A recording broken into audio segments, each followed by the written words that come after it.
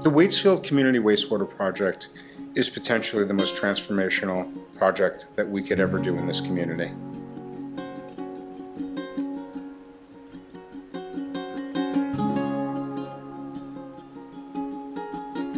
Waitsfield is the largest town in Vermont without a municipal wastewater system. It's progress, okay? It's infrastructure progress. You need that.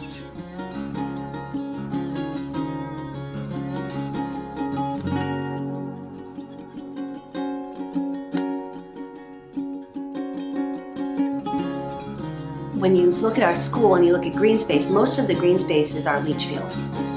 And you can't drive over that, you can't build on that. Three parts to it. One is collection from individual homes and businesses. The second is conveyance to get that waste wherever you want it to go. And the third is treatment. And it's going to run south along Route 100 all the way down to the Munn Field. So it's a great site. It has the advantage that the town owns it. That turns out to be a really critical element of the project. Many other towns are also looking to put in wastewater, are vying for the same grant funding we are, but they don't own the land. And that has become a stumbling block. Priority users would be those users who have septic systems that are in the river corridor, in the floodplain, are older than 40 years old, so likely to fail soon. They've outlived their useful life. 70% of the capacity of the wastewater system as currently proposed would serve those priority users. They don't have to sign up, but the vast majority, over 90%, have said, yeah, you build it, we'll sign up. Septic systems have a lifespan. They have a shelf life, if you will. They're all going. A lot of them are between 20 and 40 years old around here. That river is at risk, in my view. It's really the next step in line with our own organizational sort of mission and history, is recognizing that these older systems do pose a risk to human health and sort of the overall health of the river. I think both the business community and residents here are thrilled to see this project happening, because so many of them are failing, so many of them are old, that they're going to be able to not have to put investments into a new system. The cost of putting these systems can run from $10,000 to $50,000, A, and B, there's not always the land to support them.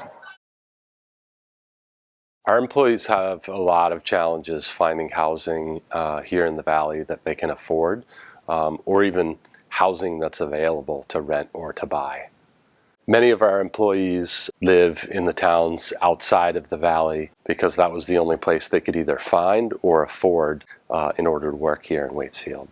I've been thinking of either developing myself or having a developer develop my property into affordable housing. If that piece of property is to be developed into workforce housing, then the wastewater infrastructure it can't be done without it. We want our growth to be centered. We don't want to lose our landscapes here in the valley. We want our development to be here in the villages. And it's super important that we put the infrastructure in so that we're able to make that happen. There are parts of the school building that were built before there was a man on the moon. That's the central part of the school. And then there have been various additions. So we actually have 2 septic systems. We have 2 leach fields. But if we had to make any additions, we would be in trouble because there is no space for us to build on without impinging upon those where our wastewater system is.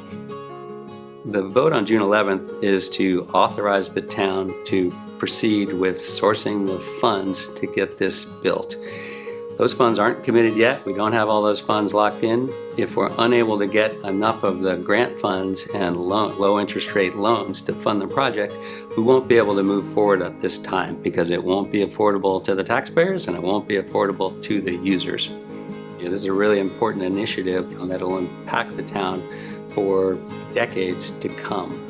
So really important that we get as much turnout and hear from the public, good or bad, on June 11th.